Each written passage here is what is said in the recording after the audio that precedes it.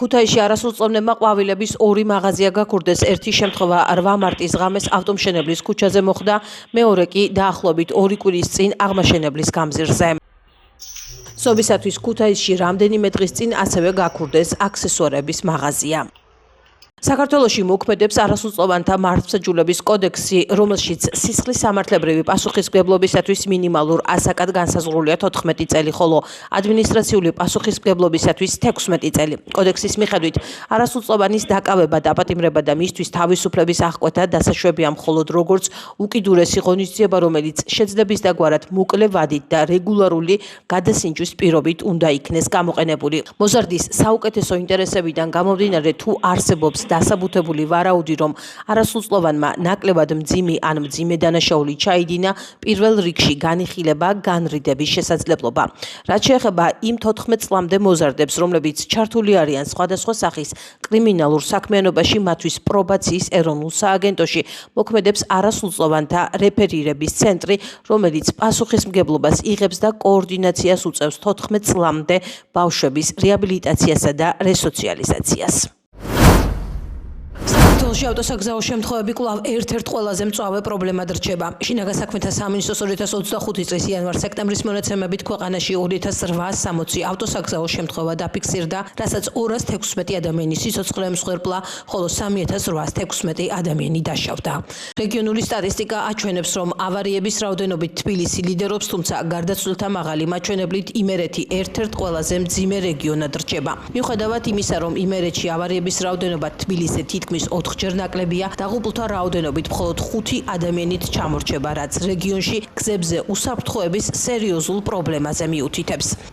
მოქალაქეების ნაწილი მომხდარს როგორც მძღოლების, ისე ქვეითების დაუდევრობას უკავშირებს. მათი თქმით, ხშირად ირღვევა საგზაო მოძრაობის წესები. მძღოლების სიჩქარის გადაჭარბებით მოძრაობენ, ხოლო ქვეითები გზას არასათანადო ადგილებში კვეთენ, რაც ავტოსაგზაო შემთხვევების რისკს მნიშვნელოვნად ზრდის. ქუთაისში ასევე საუბრობენ მართვის მოწმობის აღების მინიმალური ასაკის გაზრდის შესაძლებლობაზეც. მოქალაქეები ყურადღებას ამახვილებენ იმაზეც, რომ პრობლემის მოგვარებაში სახელმწიფოს როლი გადამწყვეტია. მათი თქმით, აუცილებელია უფრო მკაცრი კონტროლი საგზაო წესების შესრულებაზე, ინფრასტრუქტურის გაუმჯობესება, კამერებისა და მონიტორინგის სისტემების გაფართოება, ასევე საგზაო უსაფრთხოების შესახებ ცნობიერების ამაღლება. შეეწყინებათ, რო ვამბობ, მაგრამ აი 16-17 წლის ბავშვებს რო ურიგებენ წიგნაკებს და რო აძლევენ მართვის მოწმობებს, ამის ბრალია ნახევარზე მეტი. ანუ მართვის მოწმობის გაცემა ხო, როგორ შეიძლება ბავშვი სკოლა არ აქვს დამთავრებული, მართვის მოწმობას აძლევენ და არბიან თავქუდმოგლეჯილები და ავიცი და გამოცდილება უნდა მიიღოს ზღოლმა ჯერ როგორ მართვის მოწმობას აძლევდა ეგრევე საჭესთან აჯენ, რომ არ ვიცი გადაჭარბებული სიჩქარე არის, მთავარი ყველაფერი გამომწვევი მიზეზი არის გადაჭარბებული სიჩქარე. არის ნასვამ მდგომარეობაში, მაგრამ ახლა ერიდებიან, აღარჯდებიან რუძიდან, მაგრამ რა ვიცი. კონტროლი კი გაიზარდა, მაგრამ აი რა მიმართულებით ზრდიან და რა მიმართულებით გაზარდეს, ეს არის გამოსაკვლევი თვითონ. ახლა როგორ ზრდიან კონტროლს, მასე ნარკომანებსაც დაძდებენ, მაგრამ დღეს დაიჭერენ ხვალ გარეთაა ყველა. მაგას აი თქვენ რა კუთხით ისურვებდით ამ კონტროლის გაზრდას? აი იმ კონტროლს ვინც ატარებს, იმას სჭირდება კიდე კონტროლი. სიჩქარე. პირველ რიგში ახალგაზრდები მოძრაობენ სწრაფად. ეს არის ავარიების ძირითადი მაჩვენებელი. და როგორ უნდა თქვათ შევცვალოთ? ჩვენ როგორ შევცვალოთ? თვითონ ადამიანები ვინც საჭესთან ნუ შეცვალოს იმათმა მოძრაობის წესები და ისწავლონ დარება ნორმალური. ცნობიერების ამაღლება საჭირო. სახელმწიფოს როლს როგორ ხედავთ ამ ყველაფერში? სახელმწიფო რა შუაშია? ეს დამოკიდებულია პიროვნებასთან, რომელიც მართავს მანქანას. აქ სახელმწიფო არაფერ შუაში არ არის. ეხლა ყველა ხوار დაუდგება კონტროლად დაუშვათ, რომ მოძრაობენ სწრაფად, არიციან მოძრაობის წესები, როგორ უნდა იმოძრაონ, ამას სახელმწიფო როგორ არეგულირებს. ვერანაირად. ამასთან როგორც თქვათ, ქვეითი როგორ შეაფასებით გზებზე არსებულ მდგომარეობას, ამდენ უსაფრთხოა თქვენთვის გადაადგილება თუნდაც ზებრა გადასასვლელებზე? ზებრა გადასასვლელებზე არ არის უსაფრთხო, აი თუ კი დავიცათ წესებს, მაგალითად შუქნიშანი როცა არის ანთებული მწვანე მანქანისთვის, ყველას გონია რომ ეს ქვეითად მოსირავისა და არ ღვევს ქვეითი მოძრაობას, იმიტომ რომ მოძრაობა არის დაუშვათ მწვანე მანქანისთვის, წითელი ამ დროს არის ქვეითისთვის და ქვეითი უფრო ხშირად არ ღვევს, არ გადადიან გადასასვლელებზე. რა ვიცი, ალბათ თავარი პრობლემა, ალბათ გამოუცდელობაში იქნება, ასე ვიტყვი, იმიტომ რომ და სითამაშიც ასე ვიტყოდი, იმიტომ რომ ბევრი არასრულწლოვანია, რომელიც მართვის მოწმობას იღებს და მე გონიათ, რომ რაღაცას ყველაზე ვინმეზე მეტი ვიცი და აჭარბი სიჩქარეს და აი ყოველგვარი ეს მიზეზები ხდება რა, შემდეგ ავარიის მიზეზი, ბევრი ცუდი რამის რა და სახელმწიფოს შეუძლია დროში გააკეთოს, რომ სიტყვაზე ზღვარი შემოიტანოს რაღაც დასაკობრივი, თუნდაც 17 წელზე რომ გაიცემა მართვის მოწმობა, რა ვიცი, დიდად ნორმალური არ მგონია, უფრო იყოს ასე სრულწლოვანი ან 19-20 ასე. და რაღაცა ან ვინმე გვერდზე ეждდეს მართვის მოწმობიანი ან რაღაცა მანძილის, რაღაც შეიძლება ამის დაგეგმა კარგად. ესე როგორც არის, რა ვიცი, ეს ამ მიზეზი თავისუფლები რახან არიან, ესე ახალგაზრდები და რაღაცა მაგიტოა ეს ხშირი ავარიები. ესე ვიტყვი. ქვეითი როგორ რამდენად უსაფრთხოდ გრძნობ თავს? ან თუნდაც ზებრაზე გადასვლას? ზებრაზე გადასვლას უსაფრთხოდ თავს ნამდვილად არ ვგრძნობ. ყოველთვის ვიყურები იქით-აქეთ, იმიტომ რომ მაინც არ ვენდობი. და ყოველთვის მიჩვენია რომ ჩემ თავს ვენდო და აი როცა დავწმუნდები რომ გზა გათავისუფლდება და გადასვლა ნამდვილად უსაფრთხოა, იმაშინ გადავდივარ ხოლმე, თორე მანქანებს ისე არ ვენდობ. ეს არის გარკვეულწილად პრობლემა.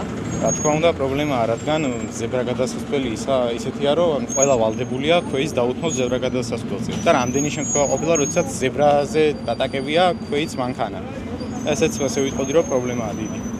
აი ბევრი ამბობს, რომ თავად ქვეითებიც არ ღვევენ გზაზე გადაადგილების წესებს, იქ გადადიან, სადაც გადასვლა შეიძლება გადადიან, მაშინ როდესაც ქვეითისთვის წითელია, შუქნიშნებზე. კი ბატონო, ესეც მართალია, მაგრამ თუ ქვეითი არ ღვევს, ჩვენც ხომ არ უნდა დავარღვიოთ.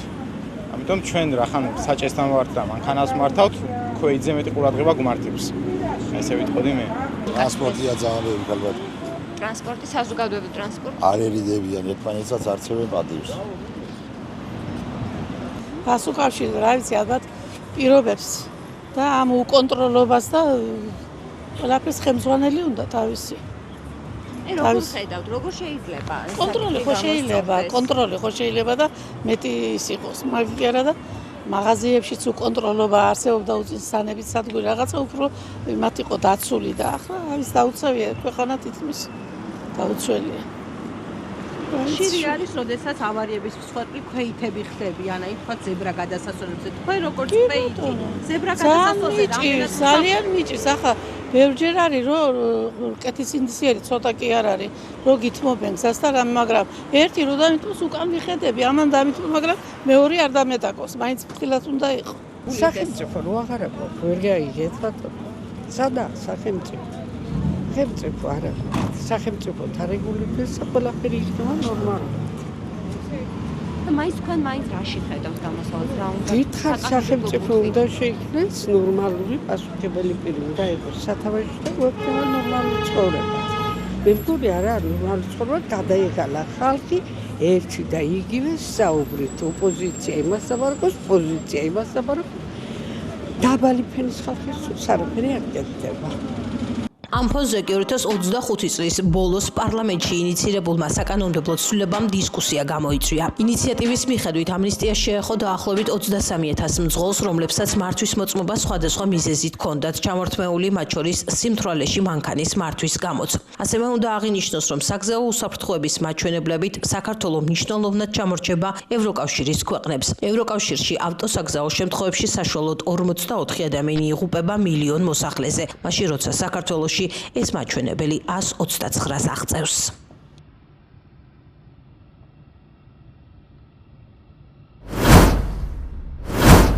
ქუთაისის აეროპორტში არადეკლარირებული ოქროს ნაკეთობების შემოტანის მცდელობის 2 ფაქტი აღიქვეთა. ფინანსთა სამინისტროს შემოსავლების სამსახურის მებაჟე ოფიცრებმა ეჭვის საფუძველზე უცხო ქვეყნის მოქალაქეების, როგორც ფიზიკური, ასევე კუთვნილი ბარგის დეტალური დათვალიერების შედეგად არადეკლარირებული ოქროს ნაკეთობები აღმოაჩინეს. არადეკლარირებული საქონლის საერთო საბაჟო ღირებულებამ 77,202 ლარი შეადგინა. სამართალდამრღვევი მოქალაქეების საქმის მასალების შემდგომი რეაგირების მიზნით ფინანსთა სამინისტროს საგამოძიებო სამსახურს გადაეცა. შეფასებების თემაა ირანისა და საქართველოს შესახებ საჯაროდ გაკეთებული განცხადებების საფუძველზე სახელმწიფო უსაფრთხოების სამსახურის მიერ დაწყებული გამოძიება. ოპოზიცია ძიებას პოლიტიკურ დევნად აფასებს, ქართულ ოცნებაში კი აცხადებენ, რომ გამოკითხული პირების საჯარო განცხადებების ამოცანა სახელმწიფოსთვის მიზანმიმართული ზიანის მიყენებაა. სახელმწიფო უსაფრთხოების სამსახურში დაიბარეს გია ხუხაშვილი, რომელმაც განაცხადა, რომ ტერორისტული აქტებია მოსალოდნელი. სახელმწიფო უსაფრთხოების სამსახურში ასევე გამოიკითხა ვახტანგ კაპანაძე, მაგისტრი მოსამართლის წინაშე გამოიკითხა თინა ხიდაშელი, გიორგი კანდელაკი და გუბას სანიკიძე. სახელმწიფო უსაფრთხოების სამსახურშია დაბარებული გიორგი თარგამაძე. საკითხი ეხებოდა ჩემ საჯარო განცხადებებს, ძირითადად გუშინდა ეთერს პალიტრა ნიუსზე, ხო, სადაც მე ვისაუბრე იმ საფრთხეებზე, მოსალოდნელ საფრთხეებზე, რაც შეიძლება რეალიზებული იქნას ირანის მხრიდან ამ ომის ფონზე, ხო? ხელისუფლება ფიქრობს, რომ ის ფოთი, რაც ამ განცხადებებს მოყვება, რაღაც სახელმწიფო ინტერესებს აზიანებს. მე ფიქრობ, რომ პირიქით არის საქმე, ხო? ჯობია რომ ჩვენ ცოტა შევშფოთდეთ და სახელმწიფო უსაფრთხოება იყოს უზრუნველყოფილი. ამ თემაში ვერ შევთანხმდით, დანარჩენი კონსტრუქციული საუბრები იყო. შენ როდესაც გამოკითხვაზე იებარებ ადამიანებს, რომლებიც აკეთებენ საჯარო განცხადებებს, იმ კითხვებზე პასუხებიც უნდა გქონდეს. აი იგივე ალ-მუსტაფას უნივერსიტეტთან დაკავშირებით. არსებობს ეს უნივერსიტეტი თუ არ არსებობს, ხო?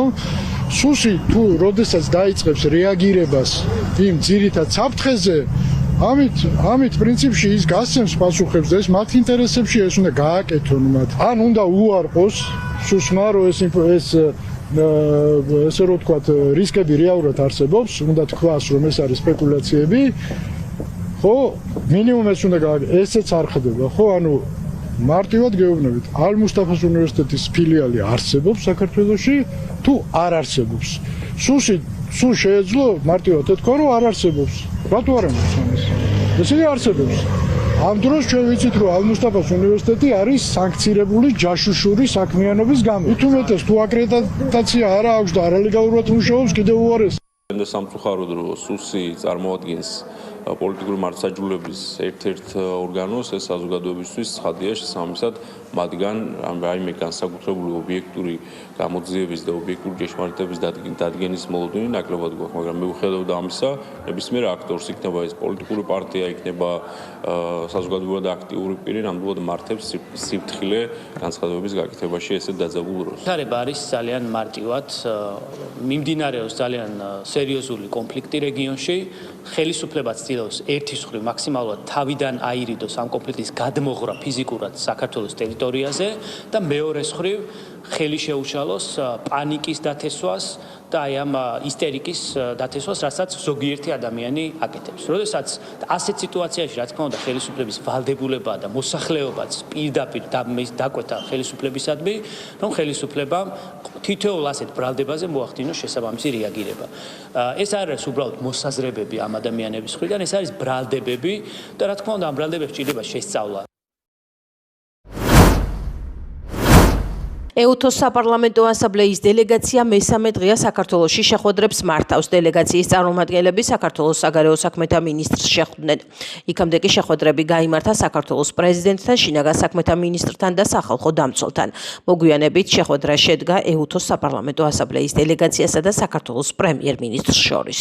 ანგარიშის ირგვლივ ქონდა საუბარი, რომელიც პარლამენტში წარადგინე შარშან, რომელიც ეხებოდა 24 წლის დეკემბერში მიმდინარე მოვლენებს თბილისის ქუჩებში. როლი ნაწილი დაეთმოს სწორედ აქციების შედეგად დაზარალებული მოქალაქეების, მათ შორის ჟურნალისტების საქმეების განხილვას, მათ შორის სახელმწიფოს რეაგირებას ამაზე, ჩვენს როლს, ჩვენს მიერ წარდგენილ სასამართლოს მეგობრის მოსაზრებებზე, რა ქონდა ამ საკითხზე გაკეთებული. თქვენ ალბათ იცით, რომ საკონსტიტუციო სახლში წარადგინე სასამართლოს, სადაც მოვითხოვე მიღებული კანონმდებლობის მისი ნაწილის ცვლილება, რადგან მიმაჩნია, რომ ის არ მოდის შესაბამისობაში საერთაშორისო სტანდარტებთან საქართველოს კონსტიტუციასთან. საკონსტიტუციო სახლში წარდგენილი არის იმ კანონმდებლობასთან დაკავშირებით, რომელიც გულისხმობს განმეორებით შემთხვევაში სისხლის პასუხისმგებლობის დაწესებას, ბლანკეტურად აკრძალვას ნიღბების ტარების და ასე შემდეგ. იქ არის კიდე სხვა მუხლები, მათ შორის ჯარიმების ოდენობა და ასე შემდეგ. ძალიან გულწრფელი და ნაყოფიერი ვიზიტი იყო. ეს ვიზიტის ერთ-ერთი მთავარი მიზანია. საპარლამენტო ასამბლეა საქართველოში ყველა აქტორთან მუშაობდა ბოლო 6-7 თვის განმავლობაში. პირადულ საუბრებში, რასაც ბოლო 2 დღის განმავლობაში ვაკვირდებით, ვნახეთ რამდენიმე თვიანი მუშაობის შედეგები. ჩვენ გქონდა შესაძლებლობა თითქმის ყველა ოპოზიციურ პარტიასთან მუშაობის, ასევე პრემიერ-მინისტრთან, პრეზიდენტთან, შინაგან საქმეთა მინისტრთან. წამოვჭერით ყველა საკითხი. ჩვენ წამოვჭერით დიალოგის ნაკლებობის საკითხი, ბოიკოტის, ძალადობის. ეს ორგანიზაცია ყველა ტიპის ძალადობას გმობს. დემოკრატიულმა სისტემამ უნდა უზრუნველყოს ადამიანის უფლებების დაცვა. ჩვენ ამ დიალოგის ნაკლებობის საკითხი წამოვჭერით პრემიერთან, პრეზიდენტთან, პარლამენტის სპიკერთან და ასევე ოპოზიციასთან. ახლა საინტერესო არის რა იყო მიზეზი, რის გამო ნაკლებობა რომ არის საქართველოში პოლიტიკურ პარტიებს შორის, ამას ეუთოს დელეგაციის ჩამოსვლა არ ჭირდება, ჩვენ ამ ქვეყანაში ცხოვრობ და ყველა კარგად ხედავთ ამბავს. თუმცა ამ დიალოგის ნაკლებობას აქვს ერთი მთავარი მიზეზი და ეს მიზეზი არის ის, რომ ოპოზიცია არ აღიარებს არჩევნების შედეგებს. შესაბამისად ისინი არ აღიარებენ საქართველოს ხელისუფლებას, როგორც ლეგიტიმურ ხელისუფლებას, ისინი არ შემოდიან პარლამენტში და შესაბამისად ჩვენ მოკლებული ვართ შესაძლებლობას, რომ გქონდეს მათთან პოლიტიკური დიალოგი. ეს ყველაფერი ჩვენ დელეგაციას ძალიან კარგად აუხსენით, თუმცა ჩვენი ახსნის გარეშეც ისევ კარგად იყვნენ ინფორმირებული ამ ყველაფრის თაობაზე, იმიტომ რომ ეს იყო სწორედ ის ორგანიზაცია, რომელმაც დადო დასკვნა 2024 წლის არჩევნებთან დაკავშირებით. ამიტომ ჩვენ უბრალოდ გავცვალეთ მოსაზრებები. ეს მისია არ ჩამოსულა აქ, რომ ვინმესთვის რაიმე რეკომენდაცია გაეცა, ან რაიმე შეფასებები გაეკეთა.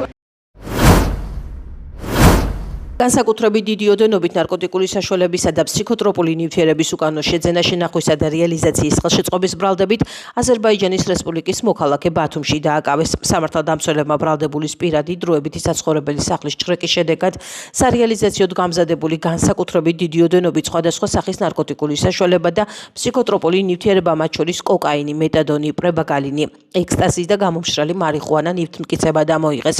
პოლიციის მიერ ასევე ამოღებულია ნარკოტიკული საშუალების დაფასვებისათვის საჭირო მასალები. გამოძიება სისხლის სამართლის კოდექსის 260, 261 და 260 კვარტამუხლებით მიმდინარეობს, რაც 20 წლამდე ან უვადო თავისუფლების აღკვეთას ითვალისწინებს. ბათუმში საერთაშორისო დონეზე ინტერპოლის წითელი ცირკულარით ძებნილი თურქეთის რესპუბლიკის მოქალაქე დააკავეს. დაკავებული თურქეთის რესპუბლიკის სამართალდამცავი ორგანოების მოთხოვნის საფუძველზე თავისუფლების, უკანონო აღკვეთისა და სექსუალური ხასიათის ძალადობისათვის ინტერპოლის წითელი ცირკულარით იძებნებოდა. ამჟამად დაკავებულის მიმართ კანონით გათვალისწინებული საექსტრადიციო პროცედურები მიმდინარეობს. საქართველოდან უცხო ქვეყნის 74 მოქალაქე გააძევეს. ქვეყნიდან გაძევებული არიან აზერბაიჯანის, ბელორუსის, ეგვიპტის, თურქმენეთის, ინდოეთის, იორდანიის, ნიგერიის, რუსეთის, სომხეთის, უზბეკეთის, ყაზახეთის, ჩეხეთის, ჩინეთისა და თურქეთის მოქალაქეები. მოქმედი კანონმდებლობის შესაბამისად გაძევებულ პირებს ქვეყანაში შემოსვლის აკრძალვა დაუწეს და დავით კაკაბაძის სახელობის სახვითი ხელოვნების გალერეაში ვარლამ ფესტვენიძის ფოტოგამოფენა სახელწოდებით ანტრაქტი გაიხსნა. გამოფენა 17 მარტის ჩათვლით გაგრძელდება და დამთვალიერებელს შესაძლებლობა ექნება თვალი შეავლოს ქუთაის და აქ მაცხოვრებელი ადამიანების ცხოვრებას. დაჭერილს ერთ კადრში.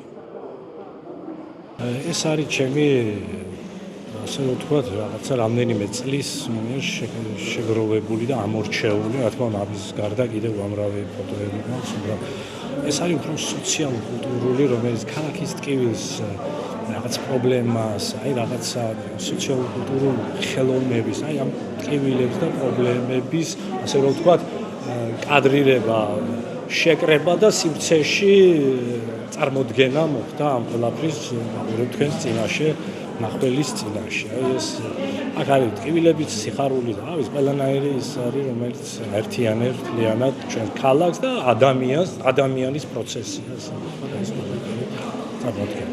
ზუსტად ესაა თვითონ ხელოვნების ფუნქცია, რომ აი ეს ტკივილი რა გაასაჯაროს, გახადოს საჯარო, ღია, რასაც ჩვეულებრივი მოქალაქე ვერ ამბობს, მაგრამ ტკივა, მაგრამ ამას ხელოვანი იღებს და ამბობს სცენიდან იქნება, გალერეაში იქნება, ქუჩაში იქნება თუ სახელმწიფო თეატრში იქნება თუ ნებისმიერ იმაში. ეს აუცილებელია. ხელოვნებას ამისთვის შეიქმნა, მე მგონი და მით უმეტეს ფოტოგრაფია, რომ დაფიქსირდეს და სხვას გადააწოდოს ის ტკივილი, ის პრობლემა, სიხარული ემოცია. ერთი სიტყვით ამ გამოფენის აღწერა როგორც ასეთი მომეწონა თქვა არასწორია. იმიტომ რომ იმდენი საინტერესო ფოტო არის გადაღებული, ისეთი ორიგინალური რაკურსი და ორიგინალური თვალსაჩინო, რომელსაც მართლაც ბევრი პროფესიონალი ვერ დაიქვეყნის, რომ ესეთი გავაკეთო. მით უმეტეს ძალიან მოწონს ქუჩის ფოტოგრაფია და მით უმეტეს ისეთი ნიუანსები აქვს დაჭერილი ქუჩის ფოტოგრაფიაში ამ კაცს, რომ როგორ გითხრათ, ბევრი მაღალი დონეს უჭირს ასეთი რამეს გაკეთება. ემოციებიც ფერთა გამაც და ძალიან სწორად გადაწყვეტილი გადაღების მომენტები. მუხარული ვარ, რომ დღეს ქუთაისის დავით კაკაბაძის სახელობის სახვითი ხელოვნების გალერეის ფლიგელი მასპინძლობს ნიჭიერი თანაქალაქელის ვარლამ ფესტვენიძის ფოტოგამოფენას. ვარლამს ძალიან კარგად იცნობენ ჩვენს ქალაქში, როგორც მრავალმხრივ ნიჭიერ შემოქმედ ადამიანს და მიხარია, რომ კიდევ ერთხელ მიეცა მას შესაძლებლობა, რომ ფართო აუდიტორიის წინაშე წარედგინა მისი ნამუშევრები, მისი არაჩვეულებრივი ხედვა და გვიხარია, რომ ჩვენმა სამსახურმაც კულტურის, სპორტის, განათლებისა და ახალგაზრდობის საქმეთა სამსახურს შევძელით და მცირედი წვლილი შევიტანეთ დღევანდელ ამ საქმეში.